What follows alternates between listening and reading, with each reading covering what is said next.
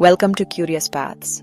Why are there not more people talking about the events that shook Jammu and Kashmir in the summer of 2025? खासकर पहलगाम में हुए भयानक आतंकी हमले ने, जिसमें 26 बेगुनाह लोगों की जान चली गई, आंख दुखद निशान छोड़ दिया। हिंसा की इस क्रूर कार्रवाई के जवाब में सेना ने आकर जोरदार जवाबी कार्रवाई की, जिसका कोड नेम था ऑपरेशन सिंदूर। ये ऑपरेशन अपने स्वभाव से ही व्यवस्था बहाल करने और उन लोगों को कड़ा संदेश देने के लिए बनाया गया था जो आतंक के जरिए क्षेत्र को अस्थिर करना चाहते थे। जैसे जैसे ऑपरेशन और उससे पहले हुए हमले की जानकारी देश भर में फैली, लोगों में दुख, गुस्सा और इंसाफ की जबरदस्त इच्छा जाग उठी, जिससे एक गंभीर और तनावपूर्ण माहौल बन गया, जिसमें आगे की घटनाओं सामने आने वाली थीं और जिसने भारत की आम बातचीत और उसके कानूनी दायरों की परीक्षा ली। इसी तनाव भरे माहौल में सामने आई शर्मिष्ठा पानोली, पुणे लॉ यूनिवर्सिटी की 22 साल की लॉ स्टूडेंट, जो इंस्टाग्राम इन्फ्लुएंसर के तौर पर भी काफी मशहूर थीं और उनके काफी फॉलोअर्स थे। लगभग 14 मई 2025 को पानोली ने एक इंस्टाग्राम वीडियो जारी किया, जो तेजी से विवादों का केंद्र बन गया। वीडियो में उनकी मुख्य बात ऑपरेशन सिंदूर और उससे पहले हुए आतंकी हमले पर बॉलीवुड सेलिब्रिटीज की चुप्पी की तीखी आलोचना थी।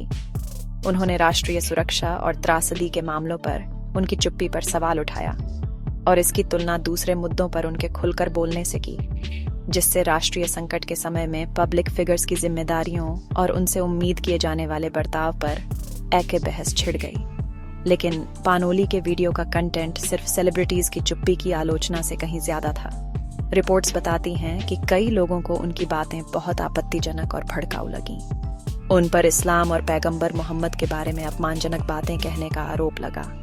इसके अलावा उनकी टिप्पणी को इस्लाम विरोधी और पाकिस्तान के प्रति आपत्तिजनक बताया गया, जिससे ये दावे किए गए कि वीडियो अलग अलग समुदायों के बीच जानबूझकर मतभेद और नफरत फैला रहा था।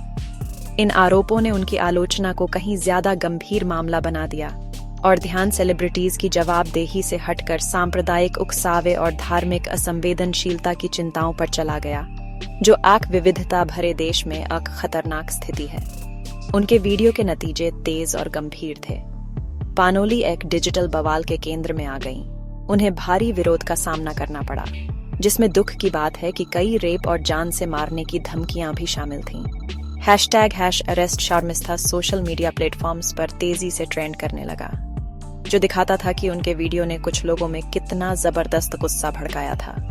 बरहते गुस्से को शांत करने की कोशिश में शर्मिष्ठा पानोली ने 15 मई 2025 को बिना शर्त माफी मांगी और बाद में अपने इंस्टाग्राम अकाउंट से उस विवादित पोस्ट को डिलीट कर दिया।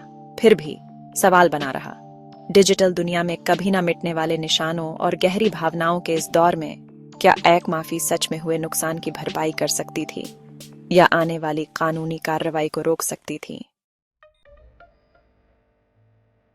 वीडियो डिलीट करने और सबके सामने माफी मांगने से, जैसा कि शायद उम्मीद थी, शर्मिष्ठा पानोली की मुश्किलें खत्म नहीं हुई। 30 मई 2025 को कोलकाता पुलिस ने उन्हें गुरुग्राम से गिरफ्तार किया, जो कोलकाता से काफी दूर है, जहां उनके खिलाफ कई शिकायतें दर्ज की गई थीं। इस युवा लॉ स्टूडेंट पर लगाए गए आरोप गंभीर थे, जो भारतीय न्याय संहिता की कई धाराओं के तहत आते थे। सेक्शन 196, सब सेक्शन ए, क्लॉज ए, विभिन्न समूहों के बीच दुश्मनी को बढ़ावा देने के लिए। सेक्शन 299, धार्मिक भावनाओं को ठेस पहुंचाने के लिए। सेक्शन 352, शांति भंग करने के इरादे से जानबूझकर अपमान करने के लिए। और सेक्शन 353, सब section A, clause C, public में शरारत के लिए उकसाने के लिए। ट्रांजिट रिमांड पर कोलकाता लाए जाने के बाद पानोली को जमानत नहीं मिली और 13 जून 2025 तक न्यायिक हिरासत में भेज दिया गया। उनका तुरंत का भविष्य अधर में लटका हुआ था। पानोली के केस के साथ साथ एक बिल्कुल अलग क्षेत्र के एक और व्यक्ति ऑपरेशन सिंदूर से जुड़ी टिप्पणियों के कारण कानून के चंगुल में फंस गए। जाने माने अशोका यूनिवर्सिटी से जुड़े प्रोफेसर अली खान महमूदाबाद को भी गिरफ्तार कर लिया गया। मिलिट्री ऑपरेशन के बारे में उनके बयान कथित तौर पर भड़काऊ और गैर जिम्मेदाराना माने गए, जिससे आम बहस में, खासकर राष्ट्रीय सुरक्षा जैसे संवेदनशील मामलों पर, शिक्षाविदों की भूमिका पर सवाल उठ खड़े हुए। इस घटना ने चल रही बहस में एक और पेचीदा परत जोड़ दी। और यह बहस सोशल मीडिया इन्फ्लुएंसर्स की दुनिया से निकलकर शिक्षा जगत के सम्मानित गलियारों तक पहुंच गई और इसने शिक्षकों और बुद्धिजीवियों दोनों के लिए अभिव्यक्ति की क्षमाओं और उनकी जिम्मेदारियों पर सवाल खड़े कर दिए। कोलकाता पुलिस ने पानोली के खिलाफ अपनी कार्रवाई का बचाव करते हुए कहा कि सभी कानूनी प्रक्रियाओं का बारीकी से पालन किया गया था। उन्होंने दावा किया कि कानूनी नोटिस दिए जाने के बाद पानोली फरार पाई गई, जिसके कारण गिरफ्तारी वारंट लेना जरूरी हो गया। खास बात यह है कि पुलिस ने साफ किया कि गिरफ्तारी उनके राष्ट्र गौरव दिखाने या पाकिस्तान के खिलाफ बोलने का नतीजा नहीं थी, बल्कि उन्होंने इस बात पर जोर दिया कि असली मुद्दा उनके वीडियो का खास कंटेंट था, जिस पर उनका आरोप था कि उसने धार्मिक भावनाओं का अपमान किया और समुदायों के बीच सक्रिय रूप से नफरत को बढ़ावा दिया। इस आधिकारिक रुख ने गिरफ्तारी को सांप्रदायिक सद्भाव बनाए रखने और हेट स्पीच के खिलाफ कानून को बनाए रखने के लिए एक जरूरी कदम के रूप में पेश करने की कोशिश की। पानोली के मामले में एक अजीब मोड़ तब आया जब मुख्य शिकायतकर्ता वजाहत खान कादरी की स्थिति सामने आई। ऐसी खबरें आईं कि पानोली की गिरफ्तारी के बाद कादरी खुद लापता हो गए थे। इससे भी महत्वपूर्ण बात यह सामने आई कि कादरी के खिलाफ कथित तौर पर कोलकाता, असम और दिल्ली में कई फर्स्ट इंफॉर्मेशन रिपोर्ट्स (FIRs) दर्ज की गई थी। इन शिकायतों में उन पर अपनी सोशल मीडिया एक्टिविटीज के जरिए हिंदू देवी देवताओं का अपमान करने और सांप्रदायिक तनाव भड़काने का आरोप लगाया गया था। इस घटनाक्रम ने चुनिंदा गुस्से और कानूनी जांच की निष्पक्षता पर असहज सवाल खड़े कर दिए, और खबर है कि जब कादरी के खुद के बर्ताव पर ध्यान गया तो उन्होंने अपनी विवादित पोस्ट डिलीट कर दी, जिसके बाद उनके पिता ने उनके बेगुनाह होने और उनके बेटे के अकाउंट्स के संभावित हैक होने का दावा किया। शर्मिष्ठा पानोली की गिरफ्तारी ने तुरंत जनता की राय को दो हिस्सों में बांट दिया, जिससे समाज के विभिन्न वर्गों और राजनीतिक गलियारों से प्रतिक्रियाओं की झड़ी लग गई। इस युवा इन्फ्लुएंसर के लिए समर्थन की एक बड़ी लहर उठी, जिसमें बॉलीवुड एक्टर कंगना रनौत ने जोरदार तरीके से पानोली का बचाव किया और उनकी तुरंत रिहाई की मांग की। ऑनलाइन प्लेटफॉर्म्स अलग अलग बातों के लिए जंग का मैदान बन गए और #रिलीज शार्मिस्था और #फ्री शार्मिस्था जैसे हैशटैग काफी पॉपुलर हो गए।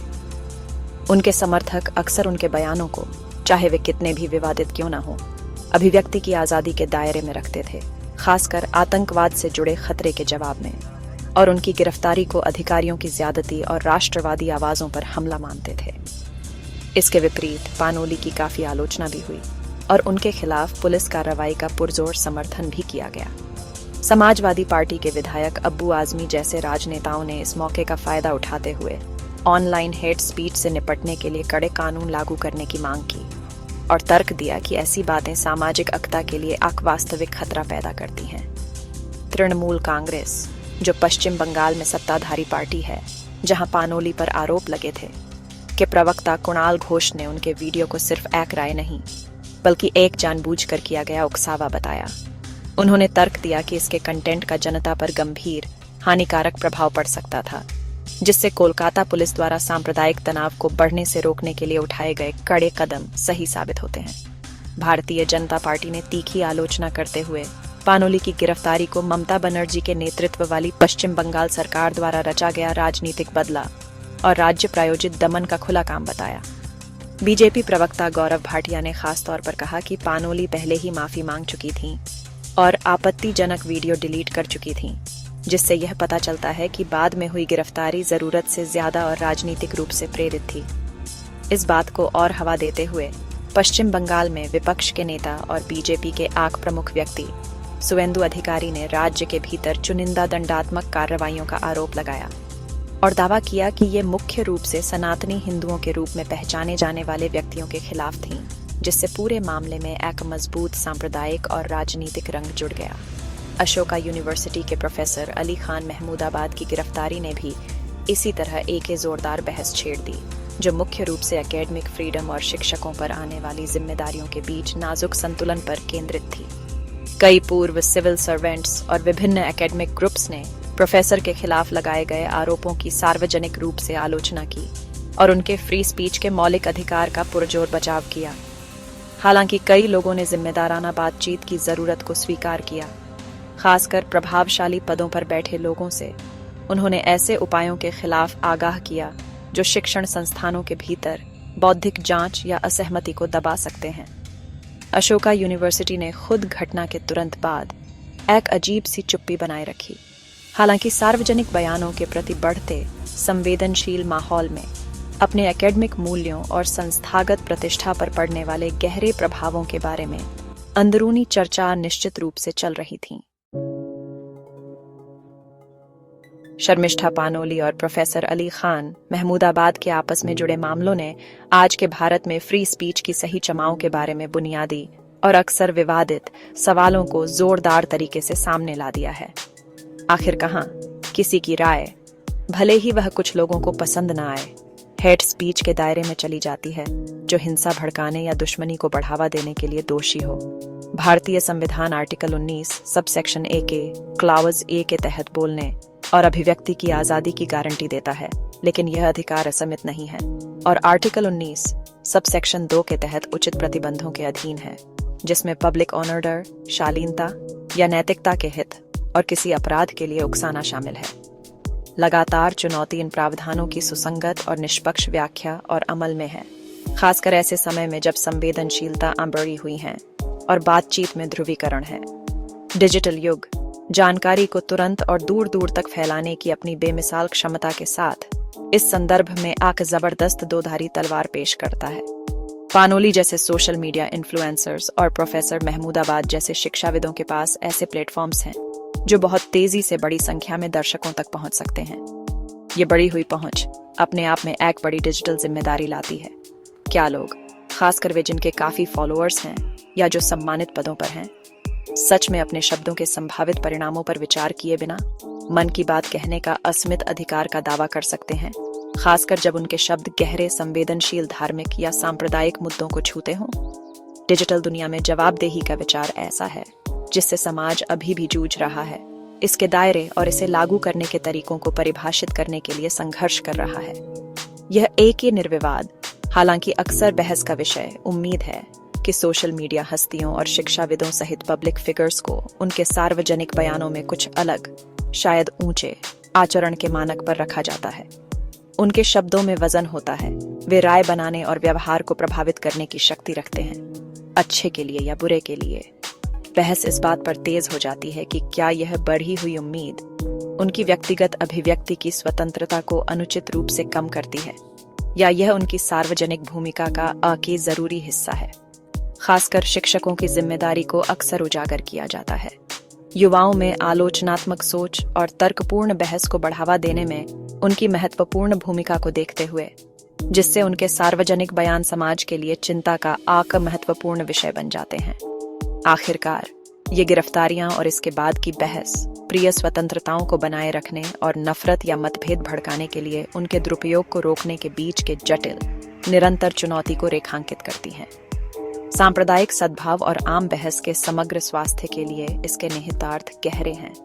जैसे जैसे भारत जीवंत, बहुलवादी लोकतंत्र के रूप में अपनी यात्रा जारी रखता है, आका विवेकपूर्ण संतुलन की खोज जो मजबूत और यहाँ तक कि असहज भाषण की भी रक्षा करे, जबकि उकसावे और नफरत की स्पष्ट रूप से निंदा करे और दंडित करे, एक जरूरी और अनसुलझी जरूरत बनी हुई है।